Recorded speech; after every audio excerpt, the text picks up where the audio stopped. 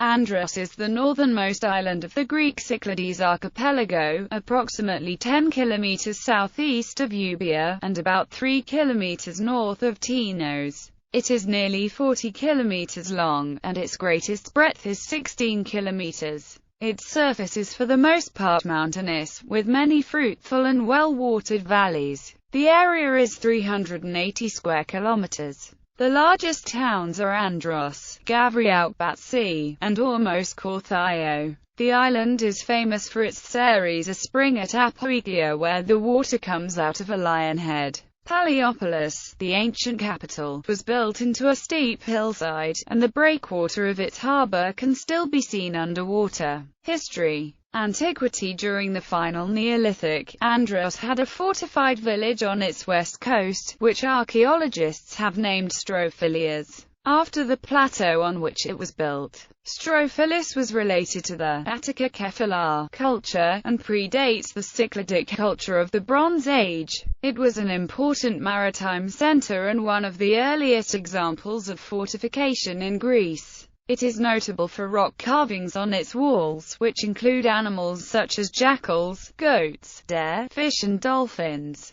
as well as a depiction of a flotilla of ships. The island in ancient times contained an Ionian population, perhaps with an admixture of Thracian ancestry. Though originally dependent on Eritrea, by the 7th century BC it had become sufficiently prosperous to send out several colonies to Chalcidice. The ruins of Paliopolis, the ancient capital, are on the west coast. The town possessed a famous temple, dedicated to Dionysus. In 480 BC, it supplied ships to Xerxes and was subsequently harried by the Greek fleet. Though enrolled in the Delian League, it remained disaffected towards Athens, and in 477 had to be coerced by the establishment of a cleruchy on the island. Nevertheless, in 411 Andros proclaimed its freedom, and in 408 withstood an Athenian attack. As a member of the Second Delian League, it was again controlled by a garrison in Inarchon. In the Hellenistic period, Andros was contended for as a frontier post by the two naval powers of the Aegean Sea, Macedon and Ptolemaic Egypt.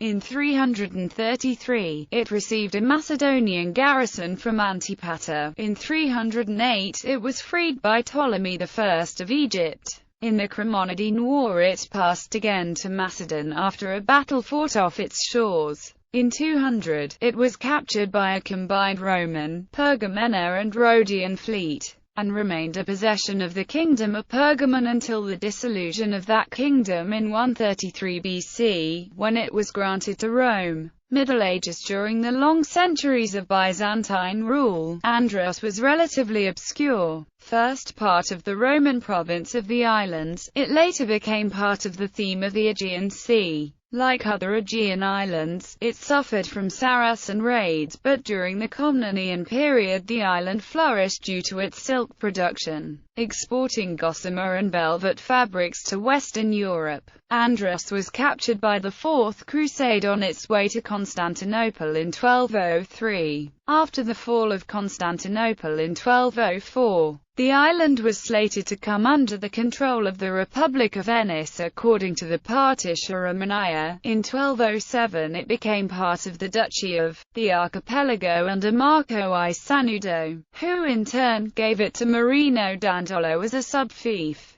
Probably sometime around 1239, Dandolo was expelled from the island by Jeremia Gizzi, ruler of Skiathos, Skopelos, and Skiris. Dandolo died soon after and a case was brought before the Venetian courts against Gizzi by Dandolo's widow Felisa and his sister, Maria Doro. Felisa was soon aided by the influential lord of Astypalaia, Jacopo Quirini, who became her second husband. Although the Venetian court found in their favour in August 1243 and ordered the Gizzi brothers to give up Andros, this did not materialize. The case dragged on until after Jeremia's death, when Duke Angelo Sanudo took over the island. He eventually gave half of it, according to the feudal law current in Latin Greece, to Felisa. The case took on new life after Felisa died and no claimant made appearance. Duke Marco II Sanudo then reverted the entire island to the ducal domain. But just 2 days before the legal deadline of 2 years and 2 days had passed, Marino's grandson Nicholas Querini appeared in Naxos to claim his inheritance.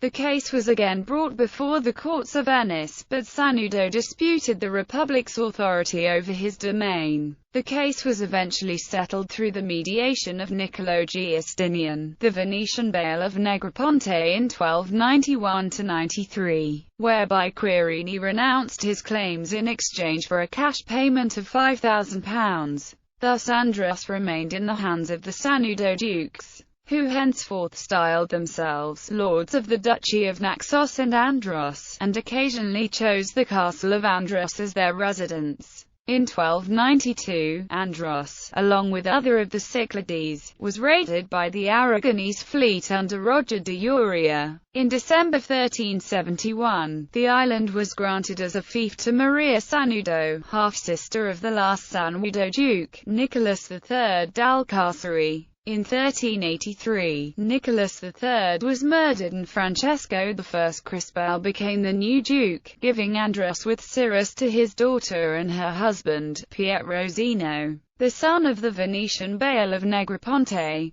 Zeno was a very able diplomat, but even he found it difficult to maneuver among the various competing powers of the era. Unlike Cyrus, Paros, and other islands, which had been left destitute and almost depopulated by the Ottoman raids, Andros managed to escape relatively unscathed, but in return Zeno was forced to pay tribute and provide harbour and shelter for the Turkish ships. Nevertheless, in 1416, the island was raided and almost the entire population carried off by the Ottomans. At about the same time, Albanians crossed from Euboea over into the island, settling in its northern part. In 1431, when the Venetians ravaged the Genoese, a colony of Chios, the Genoese seized Andros and Naxos, both under Venetian protection, in retaliation, and only adroit diplomacy by the dukes of the archipelago managed to prevent the island's outright annexation by Genoa. In 1427, Pietro Zeno died, and was succeeded by his son Andrea, who was of poor health and only had a daughter. In 1437, Andrea too died, and the island was seized by Andrea's uncles, who aimed to wed Andrea's daughter to their son when she came of age, and thus legalized their control of Andros. Venice quickly reacted and took over the island, installing a governor there while her courts heard the cases of all the claimants. One of them was Maria Sanudo's son Crucino I Sumaripar, Lord of Paros and Triarch of Negroponte. Like his mother, he never abandoned his claims on the island, and eventually was vindicated by the Venetian courts. After compensating the Zeno family, he took possession of the island in 1440.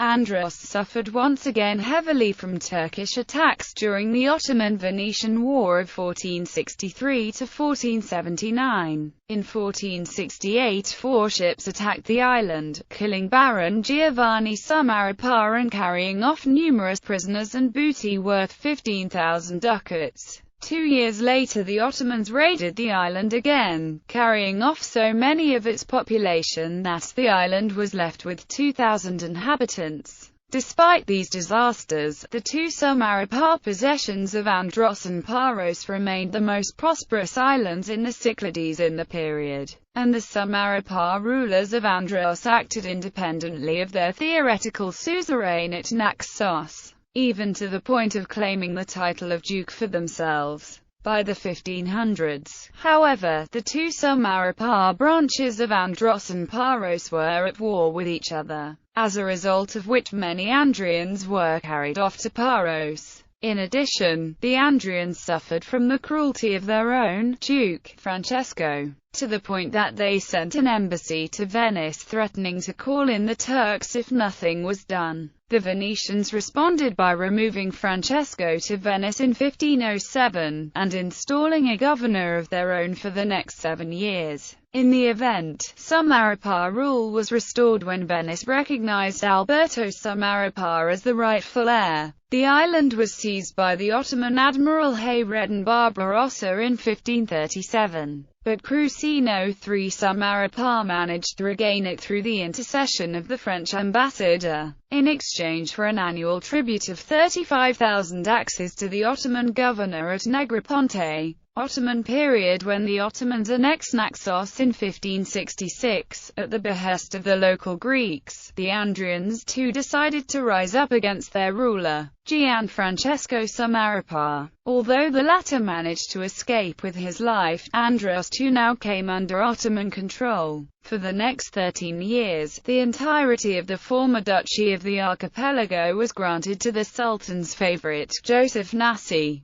who ruled the islands via representatives and was mostly concerned with using them as a source of wealth. Upon Nassi's death, the Greeks of Andros and Naxos requested from the Sultan that the descendants of their old dynasties be restored as Turkish vassals, but in the end, the islands were directly annexed as a province. In 1580, however, the Cyclades were granted a charter of privileges that granted them considerable local autonomy, low taxes and religious freedom, a situation that remained throughout the period of Ottoman rule. In the early 1770s, during the Russo-Turkish War of 1768–74, the island was occupied by the Russians and used as a base for their operations in the Aegean. Modern period. On May 10, 1821, Theophilos Kyrtatas, one of the leading Greek intellectuals, declared the island's participation in the Greek War of Independence by raising the Greek flag at the Church of St. George. At this time, a famous heartfelt speech, or rhetoras, inspired ship owners and merchants to contribute funds to build a Greek navy to combat the Ottomans. At the end of the war, the island became part of the independent Kingdom of Greece.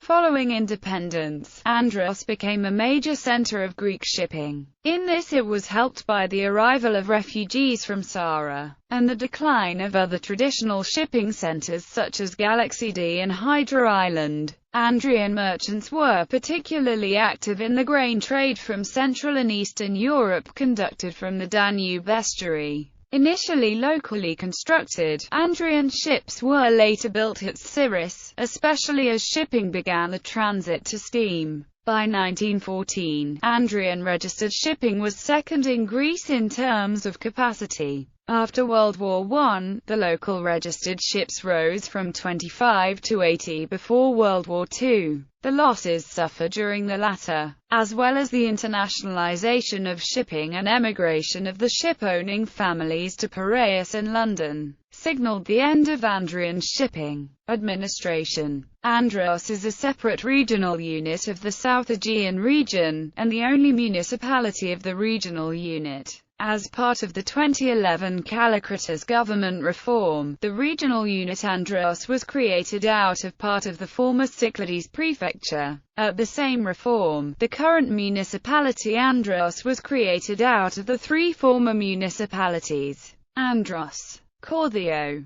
Idrousa. Province. The province of Andros was one of the provinces of the Cyclades prefecture. Its territory corresponded with that of the current regional unit Andros. It was abolished in 2006. Population. Andros, the capital, on the east coast, contained about 2,000 inhabitants in 1900. The island had about 18,000 inhabitants in the 1991 census. Read 8,781. According to the latest Greek census of 2011, the town of Andros still contained 1,665 inhabitants, and the island's total was 9,221. The island is composed of the municipal units of Andros, Korthio, and Idrousa. The north of Andros has a small Arvanite community. The name of the island in Arvanitica is Epsilon Mu Dero Alpha, Endra. Communities and settlements. Cinema.